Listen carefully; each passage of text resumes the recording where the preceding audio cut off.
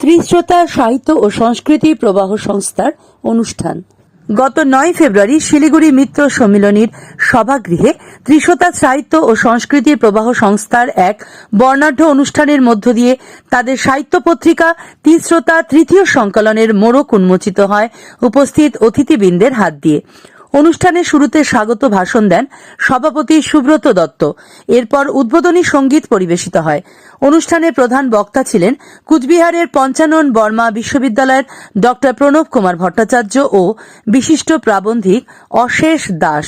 সাহিত্য সংস্কৃতি সমাজ সেবা এবং সাংবাদিকতায় অবদানের জন্য বিশেষ পুরস্কারে সম্মানিত করা হয় দেবাশিস ভট্টাচার্য, ছন্দা দে মাহাতো, মুনমুন সরকার, সুজন ঘোষকে। বিশিষ্ট অতিথিবর্গের মননশীল আলোচনা, বিভিন্ন প্রান্ত থেকে আগত কবিদের কবিতা পাঠ, আবৃত্তি, নৃত্য ও শ্রুতি নাটকে এক অন্য পরিবেশ সৃষ্টি হয়েছিল। উল্লেখযোগ্য আবৃত্তিকারদের মধ্যে ছিলেন দেবপ্রিয়া মুখোপাধ্যায়, দুর্গা শঙ্কর বন্দ্যোপাধ্যায়, পল্লবী পাল, স্বপ্না মুখার্জি, পৌলমী দাস মৈত্র, কৃষ্ণেন্দু সেন প্রমুখ।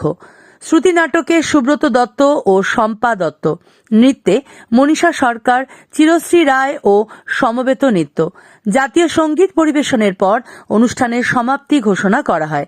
সমগ্র অনুষ্ঠানের সঞ্চালনায় ছিলেন কিরণ মজুমদার ও সাউন্ড সিস্টেমে ছিলেন রবি সরকার। প্রতিবেদনে ধনঞ্জয় পাল, শিলিগুড়ি।